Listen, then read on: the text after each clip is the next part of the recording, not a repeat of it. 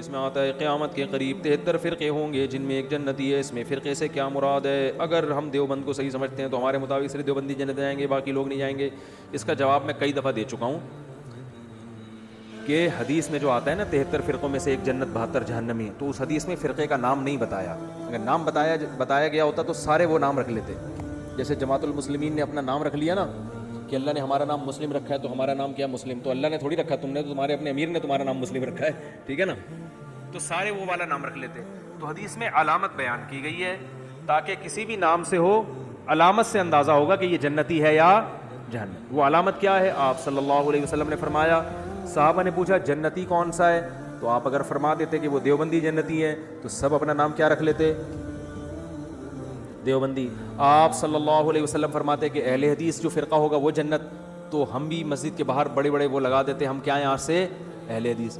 آپ صلی اللہ علیہ وسلم فرما دیتے کہ جی وہ بریلوی جنت میں ہوں گے, تو میری پگڑی کا رنگ فوراً سے پہلے چینج ہو جاتا, یہاں نقش پاک کے نشانات ہوتے, اور ایک پیلی چادر ہوتی, چپل کا رنگ پیلا ہوتا. صلو علی الحبیب, مزہ آتا کہ نہیں آتا؟ صلو علی الحبیب. تو اگر آپ صلی اللہ علیہ وسلم فرما دیتے وہ شیعہ ہوتے ہیں تو یہاں 5 انگلیوں کے نشانات آپ دیکھ رہے ہوتے, ٹھیک ہے نا. کنڈے پہ آپ لوگوں کو میں بلاتا, میں ہر رجب کو کنڈے کا کنڈا نکال دیتا ہوں, میں کہتا ہوں یہ ثابت ہی نہیں ہے, تو کنڈوں کا کنڈا نہ نکالتا میں, بلکہ کنڈوں پہ بلاتا, خود بھی جاتا, اور جو کچھ شیعہ حضرات کرتے ہیں وہ کر رہا ہوتا. تو آپ صلی اللہ علیہ وسلم نے کسی فرقے کا نام مینشن نہیں کیا, بلکہ آپ نے علامت بیان کی. فرمایا ما انا علیہ, کیا زبردست حدیث ہے یار, مزہ آتا ہے, یہ معجزہ ہے. ما انا علیہ و اصحابی, آپ یہ فرماتے جو قرآن پہ چلے گا, تو آج ہر باطل فرقہ دلیل کہاں سے دیتا ہے؟ قرآن سے. غامدی صاحب کے جتنے دلائل ہیں آیتیں پڑھیں گے, وہ جہاں حدیث آئیں گی تو وہ فوراً چینج. تو آپ صلی اللہ علیہ وسلم قادیانی بھی قرآن سے نکالتے ہیں, جتنے لوگ ہیں نا, کیونکہ اگر قرآن ہی کو نکال دیں گے پھر تو اسلام کا فرقہ ہی نہیں رہے گا نا, کیونکہ وہ فرقے تو اسلام کے میں مسلم کہیں گے نا اپنے آپ کو, تو مسلم کہنے کے لیے بیس تو رکھنی پڑے گی نا قرآن کی, کیونکہ اگر قرآن ہی کو وہ نکال دیں گے فرقے, پھر تو لوگ کہیں گے ان کا تو اسلام سے کوئی تعلق, پھر تو فرقہ تھوڑی, وہ تو غیر مسلم ہو گیا نا سیدھا سیدھا. یعنی وہ تو جو غیر مسلم جو اپنے آپ کو سیدھا کہتے ہیں ہم غیر مسلم ہیں, ہندو تھوڑی قرآن سے دلیل دے گا. تو اس لیے آپ نے یہ نہیں فرمایا قرآن سے دلائل دیں, فرمایا نہیں, ما انا علیہ, جس راستے پر میں ہوں, و اصحابی, اور میرے صحابہ. کیا مطلب؟ قرآن کی وہ تشریح جو حدیث کے اگینسٹ جا رہی ہے اس کو قبول نہیں کرنا. وہ فرقہ جنتی ہے جو قرآن کی وہ تشریح کرے جس پر محمد صلی اللہ علیہ وسلم کا اپنا عمل تھا. پرویزی فرقہ کیا کہتا ہے؟ نماز سے مراد جو قرآن میں آتا ہے نا, نماز سے مراد ہے گیدرنگ, حج سے مراد ہے اینول گیدرنگ, سال میں ایک دفعہ کی گیدرنگ, اور نماز سے مراد ہے دن میں 5 دفعہ آپ کی میٹنگ ہو فلاح و بہبود کے لیے. تو نماز کی یہ تشریح پیغمبر سے ثابت ہے؟ جب قرآن میں آیا نماز قائم کرو تو پیغمبر نے 5 ٹائم نماز پڑھی کہ نہیں پڑھی ہے؟ کیا ہو گیا؟ حج کیا کہ نہیں کیا؟ جیسے کیا ویسے کرنا پڑے گا آپ کو. تو قرآن کی وہ جو پرویزی, قرآن کو اہل قرآن کہتے ہیں اپنے آپ کو, تو نبی نے فرمایا جس پر میں ہوں. کیا مطلب؟ قرآن کی وہ تشریح جو حدیث کے خلاف ہے, جو نبی کے خلاف ہے, نبی کے طریقے کے, وہ تشریح بولو نا نہیں چلے گی. آگے اتنا بھی کافی نہیں ہے, کیونکہ بہت سے لوگ حدیث کو فالو کرتے ہیں, ہر مسئلہ کہاں سے بیان کرتے ہیں؟ بولتے کیوں نہیں بھائی, ہر مسئلہ حدیث. تو آپ نے فرمایا وَأَصْحَابِي, اور میرے صحابہ بھی اس پر چلتے ہوں. 3 طلاق کے مسئلے میں کوئی ایک صحابی سے دکھا دے, کوئی ضعیف حدیث دکھا دے جنہوں نے ایک مجلس کی 3 کو ایک کہا ہو, میں بیان کرنا چھوڑ دوں گا ہمیشہ کے لیے. اور آج دھڑا دھڑ 3 کو ایک کر کے بیویوں کو, حرام بیوی کو کیا کیا ہوا ہے لوگوں نے؟ حلال کیا ہوا ہے. تو نبی نے فرمایا جس پر میرے, اور میں آپ کو بہت سے فتاوی صحابہ کے صحیح سند سے دکھا دوں گا, ایک مجلس میں کوئی 3 دے کر آیا, سب نے کیا فتویٰ دیا؟ 3 کا. حدیثوں کی ایسی تشریح جو صحابہ کے کیا ہوں. میں نہیں کہہ رہا اہل حدیث جہنمی ہے, لیکن اہل حدیث کا یہ مسئلہ جو ہے قرآن و حدیث کے بالکل اگینسٹ ہے. تو ما انا علیہ, جس پر میں اور میرے, بولتے کیوں نہیں؟ صحابہ. تو آپ کہو نا میں بس قرآن و حدیث کو مانتا ہوں, غلط. قرآن حدیث کے ساتھ کس کو ملانا پڑے گا؟ صحابہ. وہ قرآن و حدیث جس پر صحابہ نے عمل کیا ہو. اگر وہ صحابہ ہی کی سمجھ میں نہیں آیا تو اس کا مطلب وہ آپ کی اپنی رائے ہے, وہ قرآن و حدیث نہیں ہے. اپل رائے کو آپ قرآن حدیث کا لیبل لگا کے مارکیٹ میں لانچ کر رہے ہو, یا حدیث نہیں ہے, حدیث اس کے اگینسٹ جا رہی ہے. حدیث سے مراد نبی کا اپنا عمل جو تواتر سے ثابت ہو, وہ اس کے خلاف جا رہا ہے, تو اس کا مطلب آپ جو قرآن کی تشریح کر رہے ہو وہ آپ کی اپنی رائے ہے, قرآن اس کا ذمہ دار نہیں ہے. تو تین چیزیں ملیں گی جس میں یہ تینوں علامتیں پائی جائیں گی, قرآن, حدیث اور صحابہ. صحابہ میں صرف اہل بیت نہیں ہے, وہ اصحابی جو میرے ساتھی ہیں. ساتھی کا لفظ بتا رہے ہیں کہ چاہے وہ اہل بیت میں ہوں یا نہ ہوں. یہ جو اہل بیت کے ساتھ خاص کر دیا اس کی کوئی دلیل نہیں ہے. اہل بیت سے محبت ہمارے ایمان کا جزو ہے, ان کو اللہ نے بڑا مقام دیا ہے, مگر جب صحابی کا لفظ آئے گا تو چاہے وہ اہل بیت ہوں یا اہل بیت کے بغیر ہوں. اور صحابہ میں سب سے پہلے حدیث سے پتہ چلتا ہے کہ 4 صحابہ سب سے پہلے ہیں, ابو بکر, عمر, عثمان اور علی, کیونکہ حدیث میں آتا ہے میری اور خلفائے راشدین کی سنت کو لازم پکڑو. تو وہ ایسی تشریح جو خلفائے راشدین نہ کر رہے ہوں وہ بھی غلط ہے, خلفائے راشدین اس کے اگینسٹ جا رہے ہوں وہ بھی کیا ہے, بولتے کیوں نہیں بھائی, غلط ہے. تو صحابہ میں سب سے پہلا مقام کس کا ہے, خلفائے راشدین کا, حضرت ابو بکر کا, عمر, عثمان اور علی رضی اللہ عنہم اجمعین. ان کے فیصلوں کا بڑا اعتبار ہے. تبھی ائمہ اربعہ جو ہے نا, چاروں امام, ابو حنیفہ, مالک, شافعی, حنبل, امام احمد حنبل, انہوں نے صحابہ کے عمل کو بہت فوکس کیا ہے. کوئی حدیث کی ایسی تشریح نہیں کی ہے جو صحابہ کے بالکل اگینسٹ جا رہی ہو. آج کل لوگ ہیں اٹھ کے بس کہتے ہیں اماموں کو نہیں مانتے تو قرآن حدیث کو مانتے ہیں. تو آپ کے وہ اصول ہی نہیں ہے جو قرآن و سنت نے بیان کی ہے.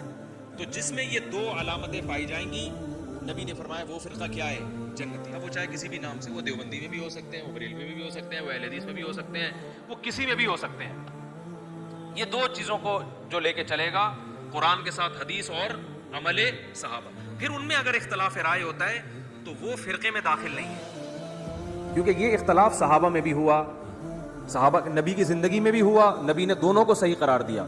جیسے رفع الیدین کرنا بھی ٹھیک اور نہ کرنا بھی, کیونکہ یہ جو اختلاف ہے رفع الیدین کا, یہ قرآن, حدیث اور صحابہ تینوں کو ملا کے ہوا ہے.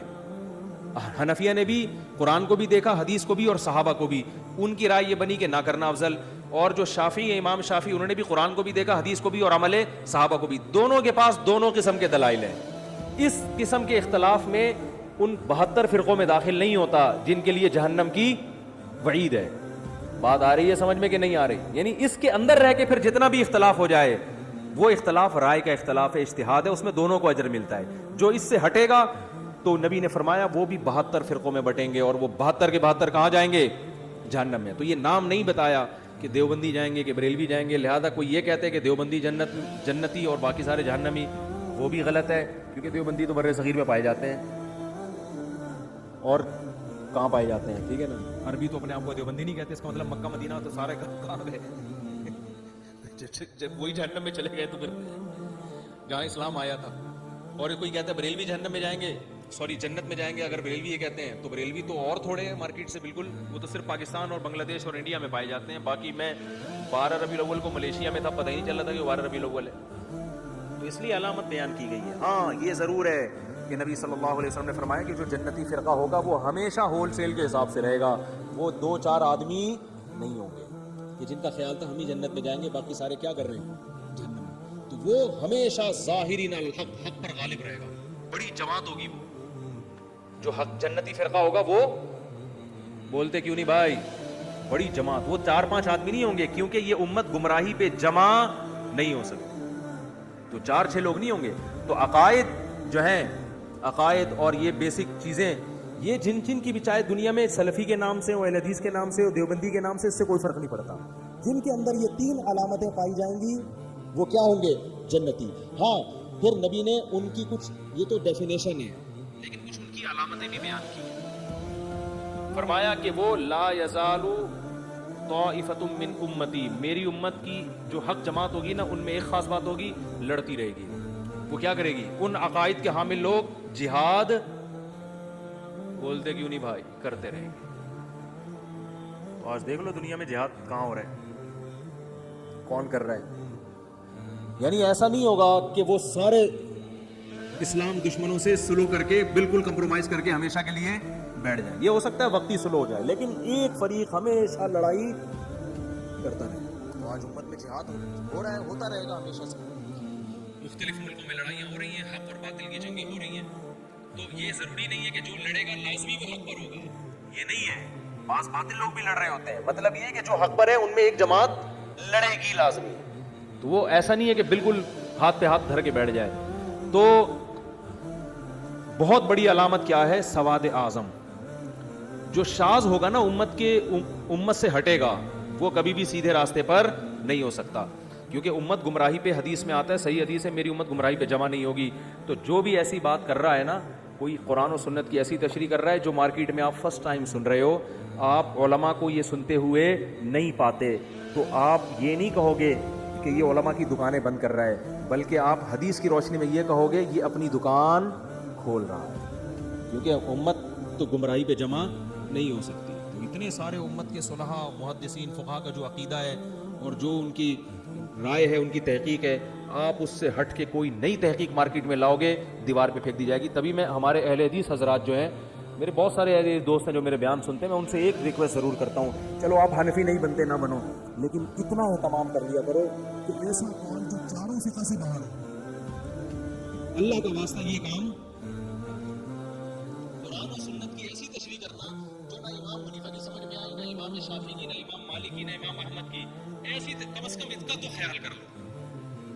کیونکہ امت صدیوں تک ان چاروں میں سے کسی ایک کو فالو کرتی آئی ہے، تو اتنی بڑی امت اگر غلط ہو گئی تو یہ تو غیر مسلم، ایک تو حدیث کے بھی خلاف ہے کہ حدیث میں آتے میری امت گمراہی پہ جمع نہیں ہو سکتی، اور دوسری بات یہ ہے کہ غیر مسلم بھی ہنسے گا کہ جب تمہارے جو حکومتیں جن فقہ پہ چلی ہیں صدیوں تک، 1000 سال سے زیادہ یہ چاروں فقہ رائج رہے ہیں اور اس میں حکومت ہوئی ہے، باقاعدہ خلافتیں چلی ہیں، تو جب تمہارے چاروں غلط ہو سکتے ہیں تو اس کا مطلب تمہارا تو اسلامی یتیم ہے. یہ تو سمجھ میں 1400 سال آیا ہی نہیں کسی کو، اب کون سمجھا رہا ہے بیٹھ کے. تو چند مسائل ایسے ہیں ہمارے اہل حدیث بھائیوں کے انتہائی احترام کے ساتھ کہ وہ چاروں فقہ کے خلاف ہیں، جن میں 3 طلاق کو ایک کہنا، یہ چاروں کے خلاف. عورتوں کا مردوں کی طرح نماز پڑھنا، یہ چاروں فقہ کے، بولو بھائی، خلاف ہے. چاروں میں ہے کہ عورت سمٹ کے نماز پڑھے گی، کیونکہ یہ تواتر عملی سے چلا آ رہی ہے. مسئلہ چاروں میں ہے کہ تراویح کم سے کم کتنی ہوتی ہے، بولو 20 رکعتیں ہیں. چاروں میں ہے کہ طلاق اگر معلق کر کے دی جائے تو بھی ہو جاتی ہے، جیسے آپ نے کہا اگر بیوی کو گھر میں داخل ہوئی تو تجھے طلاق ہے. چاروں فقہ میں ہے کہ اگر گھر میں داخل ہوئی تو طلاق ہوگی، قسم کا کفارہ نہیں ہوگا. بعض اہل حدیث کہتے ہیں قسم کا کفارے سے کام چل جائے گا، ایسا نہیں ہے، گھر میں داخل ہوگی تو، اور یہ ریورس نہیں ہو سکتے یہ الفاظ ڈیورس کے. تو اس طرح چند مسائل ایسے ہیں کہ اگر اہل حدیث حضرات اس میں اپنی رائے اجماع امت سے نہ ہٹائیں تو یہ ان کے لیے بھی بہتر ہے، اور امت جو ایک اختلاف، اسی طرح جو ہر قسم کے موضوع پہ مسا کر لینا، کچھ بھی پاؤں پہ چڑھا لیا مسا، یہ بھی نہیں ہوتا. تو کچھ اس کی شرطیں، ہر فقیہ نے کچھ نہ کچھ شرطیں لگائی ہیں موضوع پہ کہ مسے پہ جواز کے لیے، اور لگانے کی وجہ کیا ہے کہ قرآن کہہ رہا ہے کہ پاؤں دھو، تو اس قرآن سے نکلنے کے لیے دلیل مضبوط ہونی چاہیے. وہ جو آپ حدیث پیش کرتے ہیں کہ جوربین پر بھی مسا ہے، اس حدیث کا یہ مفہوم نہیں ہے. حدیث میں خفین کو بھی جورب کہا گیا ہے، کیونکہ عربی زبان میں خفین پر بھی جورب کا اطلاق ہوتا ہے. تو آپ حدیث کی ایسی تشریح کیوں کر رہے ہو جو پوری امت نے نہیں کی؟ تو وہ تو یہ جو پرویزی لوگ ہیں نا، جو منکرین حدیث ہیں، یہ بھی تو قرآن سے کہیں نہ کہیں نکال لیتے ہیں نا. تو بات صرف قرآن و حدیث سے نکالنے کی نہیں ہوتی، قرآن و حدیث کی ایسی تشریح کرنا جو پوری امت سے ہٹ کرو، یہ تشریح قابل اعتبار نہیں ہے. امت کو درمیان میں لانا پڑے گا، آپ امت کو سائڈ پہ نہیں رکھ سکتے آپ، کیونکہ امت پہ اعتماد ختم کر دیا تو یہ قرآن پہ اعتماد ختم، کیونکہ ہو سکتا ہے امت نے قرآن ہی غلط پہنچایا ہو. آپ کہہ سکتے نہیں قرآن کی حفاظت کا تو اللہ نے وعدہ کیا، تو یہ کس نے کہا؟ یہ بھی تو امت نہیں بتایا نا کہ یہ والی آیت بھی قرآن میں ہے کہ جس میں آتا ہے.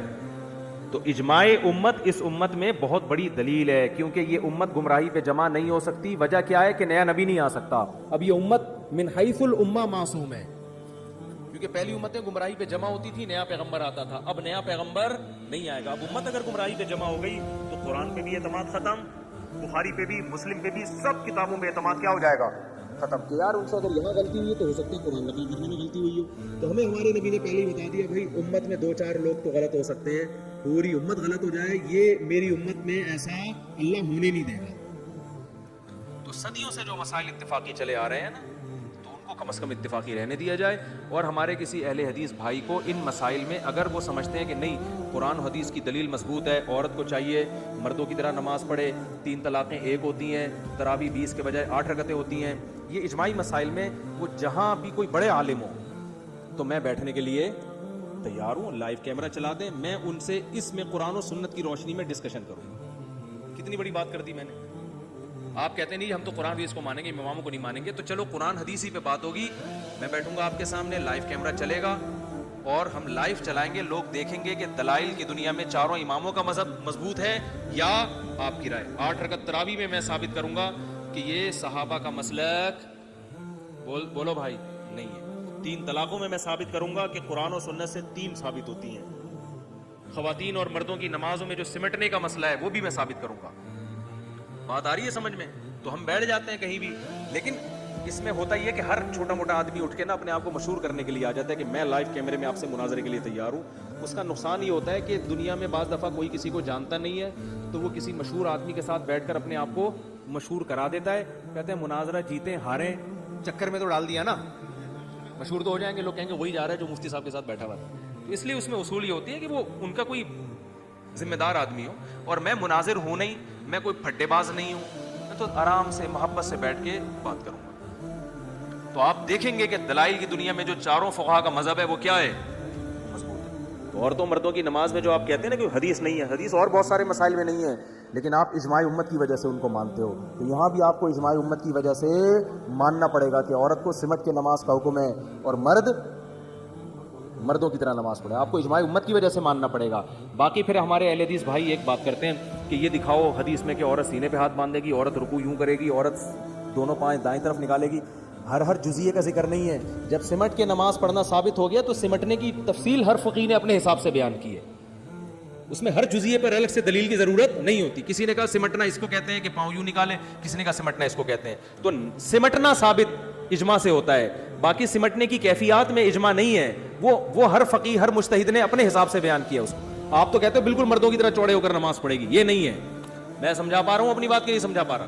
تو جو اجماعی مسائل ہیں اہل حدیث بھائیوں سے انتہائی احترام کے ساتھ کہ کم از کم, اور الحمدللہ کچھ اہل حدیث اس پر عمل بھی کرتے ہیں, میرے جاننے والے, وہ کہتے ہیں ہم اپنے بچوں کو بتاتے ہیں کہ بھائی ہمارے کوئی مفتی اگر فتویٰ دینا اور وہ چاروں فقہ سے باہر نکل رہا ہو اس کو فالو مت کرو. میں نے خود اہل حدیث سے سنا, وہ کہتے ہیں اس لیے کہ یہ چاروں کی سمجھ میں کیوں نہیں آیا. یہ چلو ایک سے غلطی ہوتی ہے, 2 سے ہوتی ہے, تو یہ چاروں کی سمجھ میں ہی نہ آئی, یہ کیسے ہو سکتا ہے. تو بہرحال 73 فرقوں میں جنتی کون ہوگا, نبی نے علامت بیان کی, نام بیان نہیں کیا. وہ علامت کیا ہے, میرے اور صحابہ کے طریقے پر. جو صحابہ کو نہیں مانتے وہ بھی اس سے نکل گئے, جو حدیث کو نہیں مانتے وہ بھی اس سے نکل گئے.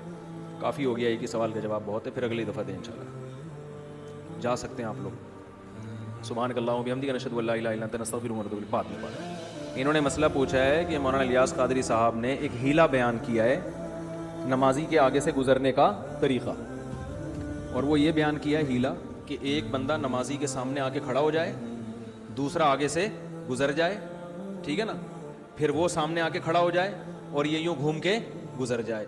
تو وہ ہیلا انہوں نے بیان کیا, اس پہ لوگوں نے بہت مذاق اڑایا ہے, لیکن یہ ہیلا بالکل درست ہے. صحیح ہے نا. ہر چیز جب تک آپ کو علم نہ ہو نا, خام خواہ میں مذاق نہیں اڑانا چاہیے. یہ ہیلا بالکل درست ہے. جو لوگ مذاق اڑا رہے ہیں ان کے پاس علم نہیں ہے. شریعت میں ہیلے اور تدبیروں کی 2 قسمیں ہیں. ایک وہ ہیلے جو بنی اسرائیل کے ہیلے تھے کہ اس سے حرام کو کیا کیا جا رہا ہے, حلال, کہ ہفتے کے دن شکار منع ہے تو انہوں نے کہا جال لگا لو, اتوار کو کریں گے, تو شکار تو ہو گیا نا ہفتے کو, مچھلیاں تو پھنس گئی جال میں. اور ایک ہیلا وہ ہوتا ہے جو ناجائز سے بچنے کے لیے ہوتا ہے کہ آپ کا کام بھی ہو جائے لیکن طریقہ ایسا ہو جو ناجائز نہ ہو. جیسے نبی صلی اللہ علیہ وسلم نے حضرت بلال کو فرمایا, حضرت بلال نے کیا کیا, جو تر کھجوریں تھیں وہ فروخت کی, اچھی کھجوریں, اور اس کے بدلے میں خراب کھجوریں لے لیں زیادہ, یا اس کے بلکس ہوا تھا معاملہ, یہ ہوا تھا, یا خراب کھجوریں دی اور تر لے لی, مجھے پورا واقعہ یاد نہیں ہے, لیکن اس طرح کیا کہ ایک طرف اچھی کھجوریں تھیں, ان کے بدلے میں خرید و فروخت کا معاملہ ہوا خراب کھجوروں کا, تو خراب کھجوریں زیادہ آ گئیں اور تر کھجوریں کم. تو یہ جو خراب کھجوریں زیادہ آ گئیں یہ وہ سمجھے کہ پروفٹ ہے میرا. بھائی جب آپ مہنگی چیز دیں گے تو سستی چیز زیادہ مل جائے گی نا. تو نبی صلی اللہ علیہ وسلم نے فرمایا ہوا عین الربا, یہ تو خالص سود ہے. تو آپ نے ان کو ہیلا بتایا جس کا رزلٹ یہی نکلا ہے, لیکن طریقہ کیا ہو گیا, جائز. وہ کیا ہیلا بتایا کہ یہ اچھی کھجوریں بازار میں فروخت کرو, کچھ پیسے آئیں گے, ان پیسوں سے خراب کھجوریں لے لو, وہ اتنی مقدار میں زیادہ آئیں گی. تو رزلٹ تو وہی نکلا نا, لیکن پہلے سود کے طریقے پر تھا, اب تجارت کے طریقے پر ہو گیا. اب یہ ایسی تجارت ہے جس میں سود نہیں ہے, کیونکہ مارکیٹ میں اچھی کھجوریں مہنگی بکتی ہیں, زیادہ پیسے آئیں گے, ان زیادہ پیسوں سے آپ زیادہ پرانی کھجوریں زیادہ لے سکتے ہیں. سمجھ میں آ رہی ہے بات؟ تو نمازی کے آگے سے گزرنا منع ہے. اگر کوئی پہلے سے کھڑا ہوا ہو اس کا وہاں سے ہٹنا منع نہیں ہے. صبح شام لوگ یہ کام کر رہے ہوتے ہیں کہ آپ جب نماز پڑھ رہے ہیں سامنے بندہ بیٹھا ہوتا ہے تو سب علماء کہتے ہیں اس کے لیے وہاں سے اٹھ کے جانا جائز ہے. ایسا ہوتا ہے نا, ایک آدمی آپ کے پیچھے سنتیں پڑھ رہا ہے, آپ وہاں سے اٹھ کے کیا کرتے ہو, چلے جاتے ہو. تو منع نمازی کے سامنے سے ہٹنا نہیں ہے, منع کیا ہے, گزرنا. گزرنا اسے کہتے ہیں کہ ایک طرف سے آؤ اور دوسری طرف سے نکلو. تو اب وہ جو الیاس قادری صاحب نے ہیلا بتایا ہے وہ فقہا نے بیان کیا اور بالکل درست بیان کیا ہے کہ آپ گزرنے کے عمل سے بھی بچ جاؤ گے لیکن آپ دوسری طرف چلے بھی جاؤ گے, کیونکہ سترا اگر کوئی آڑ سامنے ہو تو پھر نمازی کے آگے سے گزرنا منع نہیں ہے. تو اس کا یہی تدبیر ہے, یہی طریقہ ہے کہ آپ کو اگر کہیں جانا ہے اور آپ نمازی کے آگے سے گزرنا چاہتے ہیں تو ایک آدمی نمازی کے آگے کھڑا ہو جائے, یہاں گزرنے کا عمل نہیں ہوا, یہ سترے کا کام دے گا, دوسرا وہاں سے کیا کرے, گزر جائے. اب جب یہ گزر جائے گا تو اس کا گزرنا کیا ہو گیا, جائز. یہ واپس نہیں ہٹ سکتا کیونکہ یہ یہاں سے آیا ہے, یہاں سے آ کے اگر ادھر جائے گا تو اس کا عمل بھی کیا کہلائے گا, گزرنا. یہ کیا کرے گا, وہ والا نمازی, وہ والا بندہ جو اس کے آگے سے گزر کے گیا ہے وہ اس نمازی کے سامنے آ کے کھڑا ہو جائے. نمازی کے سامنے آ کے کھڑے ہونے کے ناجائز ہونے کی کوئی دلیل نہیں, اس طرف رخ کر کے کھڑا ہو جائے نا, کوئی دلیل نہیں ہے. اب وہ بندہ کیا کرے گا, جہاں سے آ کے کھڑا ہوا تھا واپس وہیں جائے اور یہاں سے آگے آ کے گزر جائے. تو اس گزرنے کے بھی ناجائز ہونے کی کوئی دلیل نہیں ہے کیونکہ یہ سامنے کیا ہے, سترا ہے. اور اب جو پرانا بندہ تھا وہ اپنی جگہ سے ہٹ جائے کیونکہ اس کے ہٹنے کے بھی ناجائز ہونے کی کوئی دلیل نہیں ہے, کیونکہ یہ گزرا جب تھا تو سترے کے آگے سے گزرا تھا اور ہٹ جب رہا ہے تو یہ عمل گزرنا نہیں ہے. تو جن لوگوں نے اس پہ مذاق اڑایا ہے نا, یہ وہ لوگ ہیں یا تو ان کو پتہ نہیں ہے, میں نے بتایا نا علم کی گہرائی نہیں ہے, تو کوئی بھی کسی کا کسی بھی ٹائم پہ مذاق اڑا سکتا ہے. الیاس قادری صاحب سے مجھے بہت سی چیزوں میں اختلاف ہے, کہ ایسا نہ ہو کہ آپ کہیں کہ میں بھی ان کو پیر مرشد مانتا ہوں, وہ ان کا اپنا ذاتی مسئلہ ہے, وہ ہمارے بریلی حضرات جو مانے وہ ان کا ہیڈک ہے. لیکن یہ جو مسئلہ بیان کیا ہے یہ بالکل ٹھیک بیان کیا ہے. اس میں یہی ہیلا ہے, یہی تدبیر ہے جو فقہا بیان کرتے ہیں. اور اس میں جو یہ کہے نا ناجائز ہے تو آپ اس سے پوچھا کریں یہ کون سے اسٹیپ پہ ناجائز ہے, اس میں کون سی چیز ناجائز کیا ہے اور اس کے ناجائز ہونے کی دلیل دو. کیا نمازی کے آگے دوسری طرف منہ کر کے کھڑا ہونا منع ہے؟ اگر منع ہے تو اس کے ناجائز ہونے کی دلیل دو. اور اگر دوسرے بندے کا اس سترے کے آگے سے گزرنا منع ہے تو اس کے ناجائز ہونے کی دلیل دو. اور اگر آپ یہ کہتے ہو اس کا دوبارہ آ کے کھڑا ہونا منع ہے تو اس کے ناجائز ہونے کی کیا دلیل؟ تو اس میں مرور کا کوئی عمل نہیں ہو رہا, گزرنے کا عمل نہیں ہو رہا, اور اگر ہو رہا ہے تو سترے کے آگے سے گزرنے کا عمل ہو رہا ہے. اس پورے پروسیس کے مجموعے کے بھی ناجائز ہونے کی کوئی دلیل نہیں ہے. اور اس کے انفرادی بالکل اس کی مثال ایسے ہے جیسے ہمارے اہل حدیث بھائی کہتے ہیں حلالہ کیا ہے, اسلام میں حرام ہے, لعنتی عمل ہے. ہم یہ کہتے ہیں جو حدیث میں جس حلالے کو حرام قرار دیا گیا ہے یہ وہ حلالہ ہے جو پری پلان ہو, معاہدہ کر کے ہو. اگر بغیر معاہدے کے حلالہ ہو رہا ہے تو اس کے حرام ہونے کی کوئی دلیل نہیں ہے بلکہ حلال ہونے کی دلیل ہے. وہ کہتے ہیں 3 طلاق ایک آدمی نے دے دی, اب ایک عورت کسی مرد سے نکاح کرتی ہے, وہ طلاق لے کے ہم بستری کر کے واپس آتی ہے تو ہو تو حرام ہے. بھائی کون سے اسٹیپ پہ حرام ہے یہ؟ ایک آدمی نے بیوی کو 3 طلاقیں دے دی, حرام ہو گئی وہ. یہ عورت عدت کے بعد کسی مرد سے نکاح کر رہی ہے, یہ حرام ہے کیا؟ قرآن نے اجازت نہیں دی جہاں چاہو نکاح کرو, پہلے سے نہیں کر سکتی تو عدت کے بعد جہاں چاہے نکاح کرے. جب اس نے عدت کے بعد کہیں نکاح کر لیا اور اس مرد نے ہم بستری بھی کر لی, اس کے لیے طلاق دینا حلال ہے یا حرام ہے؟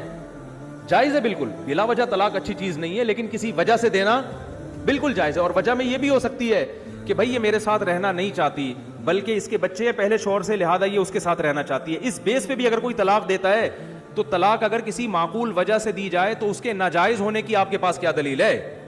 ایک صحابی کی 2 بیویاں تھیں. عبد الرحمن ابن عوف جب ہجرت کر کے گئے, اجنبی تھے, ان کو کوئی عورت نکاح کے لیے نہیں مل رہی. ان صحابی نے عرض کیا کہ ان صحابی نے فرمایا کہ میری 2 بیویاں, آپ کو نکاح کے لیے کوئی عورت نہیں مل رہی ہے, میں اپنی ایک بیوی کو طلاق دے دوں گا, آپ عدت کے بعد اس سے نکاح کر لیں. بات آ رہی ہے سمجھ میں؟ یہ انصار صحابی تھے.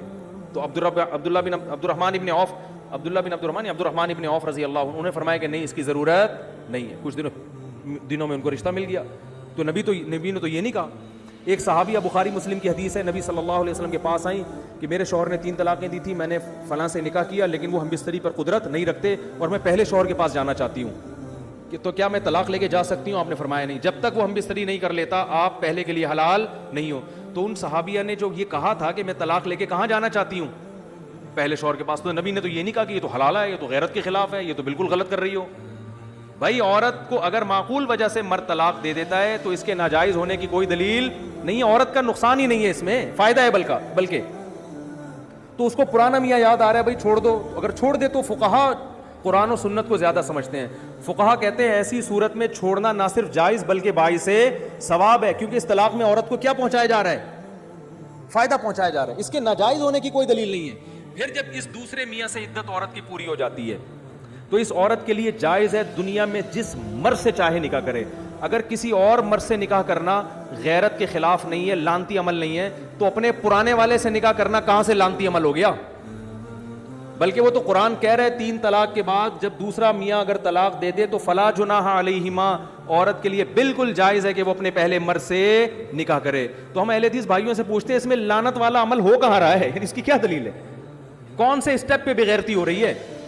کہتے ہیں کہ نہیں جی وہ ایک عورت کی بیوی ایک مرد کی بیوی کسی دوسرے مرد کی بستر کی زینت بنے، یہ تو غیرت کے خلاف ہے. یقیناً ایک مرد کی بیوی جب کسی دوسرے مرد کے پہلو میں جائے گی تو یقیناً غیرت کے خلاف ہے. لیکن جب ایک مرد نے 3 طلاقیں دے دیں اور عدت بھی پوری ہو گئی تو اب یہ اس مرد کی بیوی ہے نہیں. اس کو یہ کہنا گھما کے اس کی بیوی کو اس کے پہلو میں جا رہی ہے تو بھائی اس کی کم بخت کی ہے ہی نہیں ہے. جہاں چاہے جائے، یہ اس کی تھوڑی ہے، یہ جس مرد سے چاہے نکاح کرے، اس میں کون سا غیرت کے خلاف ہے؟ تو جب وہ چلی گئی اس کے پاس، اس کی بیوی ہے بھی ہے، اب اس کے پاس نہ جانا تو غیرت کے خلاف ہے، جانا غیرت کے خلاف نہیں ہے. پھر اس کی مرضی رکھے یا چھوڑے. اگر وہ چھوڑ دیتا ہے کسی بھی وجہ سے چھوڑ دیتا ہے، بعض دفعہ بد اخلاقی وجہ ہوتی ہے، بعض دفعہ وجہ ہوتی ہے بھائی یہ جوڑ کی شادی نہیں ہے میں ٹینشن میں آ گیا ہوں، بعض دفعہ یہ بھی وجہ ہو سکتی ہے کہ بھائی اس کے دل میں تو پرانا والا بیٹھا ہوا ہے، یہ تو وہیں جانا چاہتی ہے. آدمی نہیں رکھتا ایسی عورت کو جو کسی اور مرد کو دل میں رکھے ہوئے. آدمی کہتا ہے چھوڑو یار، ایسے موقع پہ چھوڑ دینا بہتر ہوتا ہے. طلاق کے مطالبے پہ بھی چھوڑا جا سکتا ہے. عورت ہو سکتا ہے خود مطالبہ کرے بھائی تو مجھے چھوڑ دے، میں نہیں رہنا چاہتی، تو چھوڑ دے تو اچھی بات ہے.